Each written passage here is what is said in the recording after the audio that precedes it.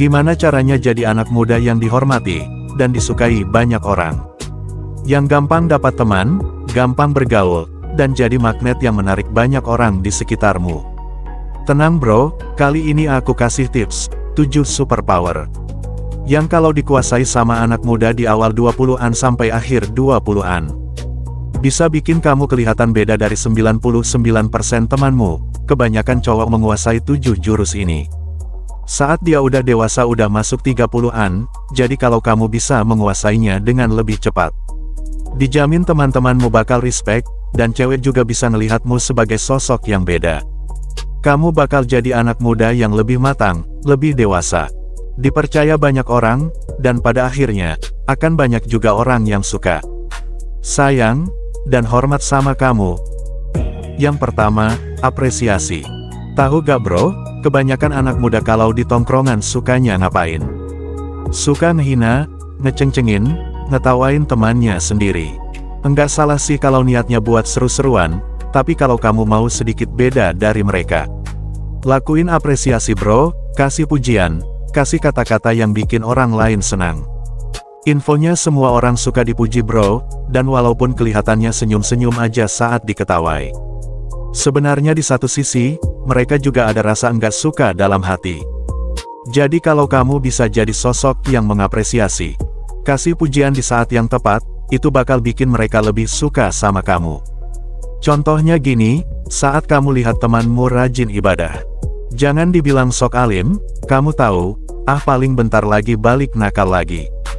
Tapi ucapin ke dia keren bro, lanjutkan ya, sebagian besar orang itu enggak cukup dapat apresiasi bro, mau di rumah, mau di lingkungan kerja, mau di pertemanan, mereka lebih banyak diserang, ditegur, dimarahi, dinyinyirin.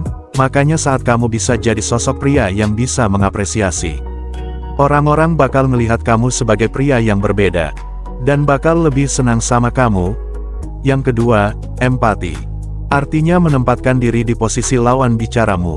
Kalau ada orang yang cerita sama kamu bro, pas lagi dengerin, kamu juga bayangin ada di posisi mereka, jadinya enggak menghakimi, enggak nyala-nyalain, enggak bikin mereka sakit hati, dan enggak bikin malas cerita sama kamu. Contohnya gini, ada temanmu yang cerita, dia baru di PHK, kebanyakan orang pasti langsung nyala-nyalain. Ya kamu malas sih, atau udah aku bilang kamu enggak cocok kerja di situ. Cara yang lebih enak, dengerin dulu ceritanya sampai selesai. Jangan disela, jangan dipotong, biarin dia tuntas dulu ceritanya. Biarin dia ngerasa lega tanpa perlu dihakimi, terus abis itu bayangin, kalau kamu lagi di PHK, terus kamu cerita masalahmu sama orang lain. Apa yang kamu pengen dengar dari orang yang kamu ceritain? Pasti kata-kata yang bikin kamu jadi semangat kan, yang bikin kamu enggak ngedrop, yang bikin kamu punya energi buat bangkit lagi, dan cari kerjaan yang lebih baik. Makin disalah-salahin, diserang-serang, bukannya kamu bisa jadi lebih baik. Yang ada malah makin jatuh. Jadi ingat ya bro, saat ada orang lain cerita, bayangin posisi kamu ada di orang yang cerita sama kamu. Terus bayangin juga apa yang pengen dia dengar dari kamu. Yang ketiga, memotivasi. Kamu bisa menguatkan orang yang sedang jatuh terpuruk. Kebanyakan cowok kalau lihat orang lain jatuh, malah diketawai, dihina-hina, dijadiin bahan gosip. Kalau kamu bisa membesarkan hati, menguatkan hati orang yang lagi jatuh terpuruk, kamu akan beda banget bro.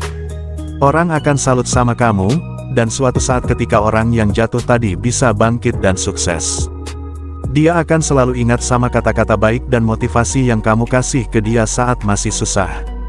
Kamu akan dapat sosok sahabat sekaligus sosok manusia yang respect sama kamu. Cara memotivasi yang baik gimana? Sesimpel kasih kata semangat bro. Atau aku yakin kamu bisa, mungkin juga selamat berjuang bro. Yang keempat, bisa menerima kritik, gak langsung tersinggung, tersulut, dan defensif saat ada kritik dari orang lain. Kita kan udah bahas ya bro, masyarakat kita itu memang lebih suka mengkritik, lebih suka nyinyir, dan nyalah-nyalahin, daripada kasih semangat dan apresiasi. Nah kalau kamu menanggapi kritik dengan emosi, capek sendiri bro, orang juga malah makin kesal sama kamu, ngerasa kamu ngelawan, dan enggak bisa dibilangin. Jadi solusinya gimana bro? Bedakan kritik yang kamu terima jadi dua. Pertama adalah kritik yang merusak. Yang kamu tahu, niatnya cuma buat ngejatuh-jatuhin kamu. Dari orang yang memang udah benci sama dirimu, buat kritik yang merusak ini anggap aja angin lalu. Anggap aja gonggongan anjing yang enggak perlu kamu pikirin. Karena kalau dipikirin, percuma bro, dia awalnya ngomong itu udah enggak baik. Kedua, jenis kritik yang membangun, yang walaupun penyampaiannya pedas. Mungkin enggak enak, tapi kamu tahu, itu benar saat kamu menerima kritik kayak gini. Bilang aja terima kasih ke dia, dijamin dia justru bakal kaget. Dan respect setelah kamu tahu bisa menerima masukan bro. Mana bisa kayak gitu, aku kan kesal dikritik, anggap aja gini bro. Saat kamu menerima kritik yang membangun orang itu, bukan lagi menyerang kamu, tapi menyerang sifat buruk yang kamu punya. Dia itu tuh sebenarnya sedang bantuin kamu bro, buat jadi lebih baik. Jadi enggak perlu marah ya. Yang kelima, berani mengakui kesalahan. Zaman sekarang, cowok kalau salah, banyakan ngeles. Banyak klarifikasi, cari pembenaran, cari pembelaan. Bahkan banyak yang enggak ngaku padahal udah jelas-jelas salah. Nah kalau kamu bisa jadi cowok yang mengakui kesalahan, enggak takut minta maaf duluan, orang justru jadi respect sama kamu. Mereka bakal melihat kalau kamu punya jiwa satria. Bukan jiwa pengecut, yang selalu mau benar sendiri.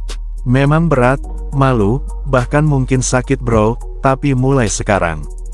Kalau salah, biasakan buat mengakui kesalahan dengan ikhlas. Dan dengan lapang dada, percaya dah, ini justru efek jangka panjangnya akan bikin orang salut. Dan respect sama kamu. Yang keenam, menghindari debat. Omong kosong, dan bohong, tapi lebih fokus ke pembuktian. Udah ngerti kan sekarang, kebanyakan orang sekarang itu lebih suka menyerang, dan menjatuhkan orang lain. Jangan habiskan energimu buat berdebat sama mereka.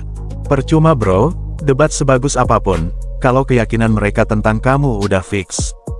Sampai berbusa-busa pun, gak akan ada gunanya, dan debat cenderung memancing kita buat mengucapkan kebohongan dan omong kosong. Cowok yang hobinya debat, omong kosong, dan bohong, lama-kelamaan akan tampak keburukannya di mata orang lain.